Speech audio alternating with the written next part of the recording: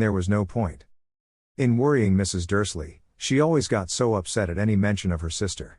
He didn't blame her if he'd had a sister like that, but all the same, those people in cloaks. He found it a lot harder to concentrate on drills that afternoon, and when he left the building at 5 o'clock, he was still so worried that he walked straight into someone just outside the door. "Sorry," he grunted, as the tiny old man stumbled and almost fell. It was a few seconds before Mr. Dursley realized that the man was wearing a violet cloak.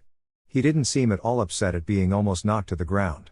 On the contrary, his face split into a wide smile, and he said in a squeaky voice that made passers-by stare, "Don't be sorry, my dear sir. For nothing could upset me today. Rejoice, for you know who is gone at last. Even muggles like yourself should be celebrating this happy day." And the old man hugged Mr. Dursley around the middle and walked off. Mr. Dursley stood rooted to the spot. He had been hugged by a complete stranger. He also thought he had been called a muggle, whatever that was. He was rattled. He hurried to his car and set off for home, hoping he was imagining things, which he had never hoped before, because he didn't approve of imagination. As he pulled into the driveway of number 4, the first thing he saw, and it didn't improve his mood, was the tabby cat he'd spotted that morning. It was now sitting on his garden wall. He was sure it was the same one. It had the same markings around its eyes.